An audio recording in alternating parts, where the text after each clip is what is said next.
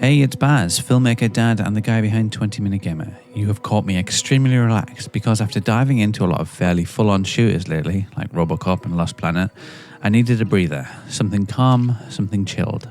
Enter Cast and Chill, a little indie game that popped up on Steam. I'd seen it doing the rounds on YouTube and my socials and thought, you know what, this is exactly what I need. A peaceful little fishing game with a charming pixel art style and a cozy vibe. So let's see what it's all about.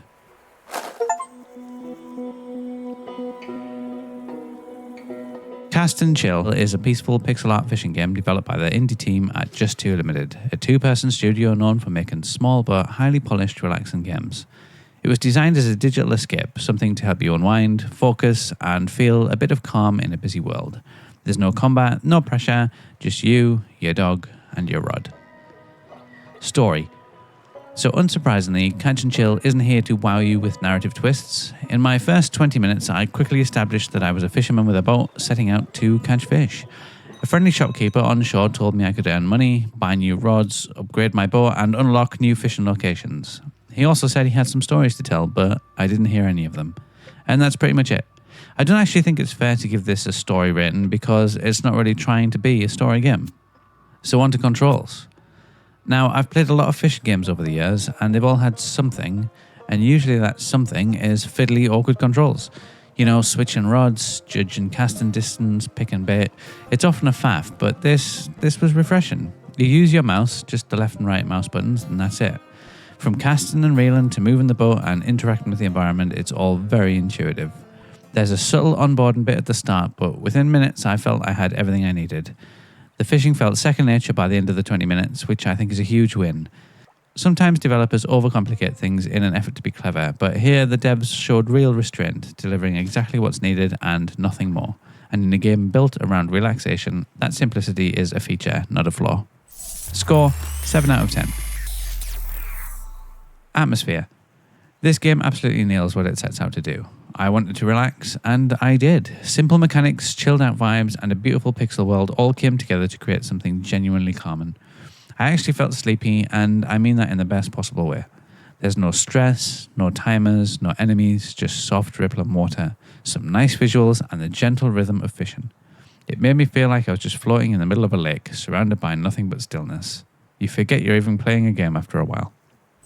Score, 7 out of 10.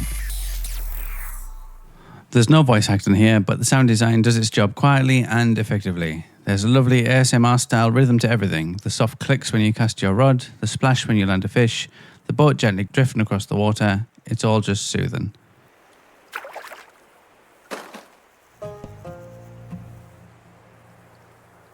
The real standout is the music. Imagine someone sitting on the dock with a banjo or an acoustic guitar, strumming gently while you fish, and that's the vibe. It's not catchy or melodic in a traditional sense, more abstract and ambient, but it totally works. I've never been on a fishing trip in the American South, but somehow this feels exactly like what that would sound like.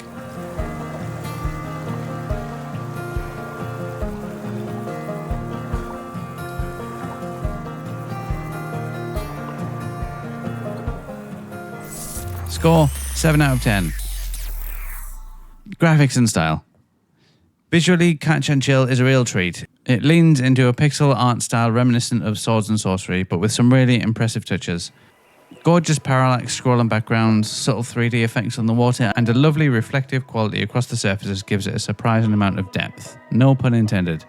The character art is simple but expressive. Your boat, your dog, the shopkeeper, they've all got charm. The shop itself feels warm and detailed, and there's a real coziness to the world. I especially love the time of day transitions. The sky changes colour, the lighting shifts, and the whole mood of the lake changes with it. It's genuinely captivating.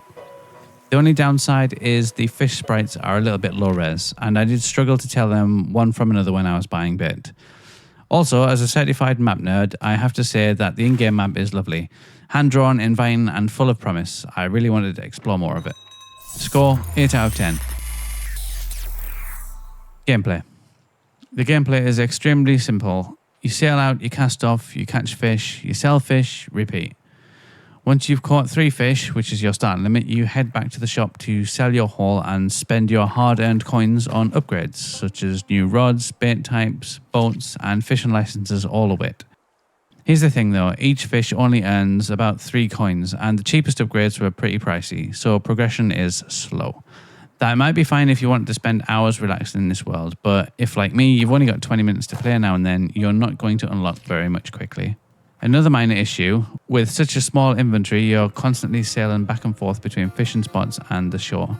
This kind of discourages exploration actually. If I'm just trying to level up quickly, why head out into the great unknown when the closest fish are right near the dock? Still, I think that's intentional.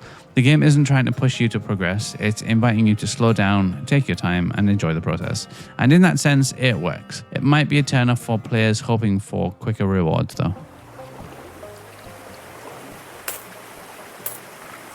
Score 6 out of 10. The standout moment in my 20 minutes was without a doubt when I pushed my little boat out as far into the lake as it could go. The view just opened up and there was a stunning vista stretching out before me, just the water, the light and hillside in the distance. It genuinely took me by surprise. It kind of felt like when you're walking through dense woods and suddenly stumble across a perfect clearing with a view. The cherry on top was that a majestic deer stood silently on the shore watching me. Honestly, I've got plenty of time for that sort of thing in a video game.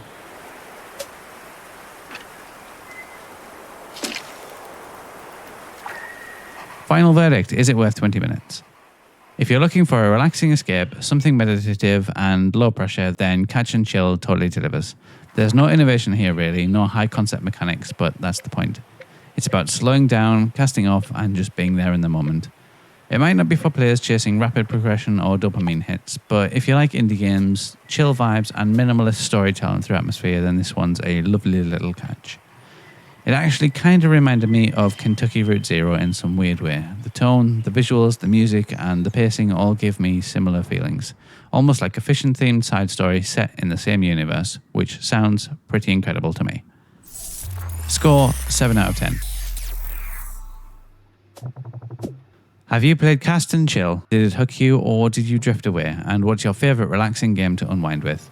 Let me know in the comments, and don't forget, if you're anything like me, you don't have hours and hours to sink into every game, and that's why I test whether a game can hook you in just those first 20 minutes. Thanks for watching, and I'll see you on the next one.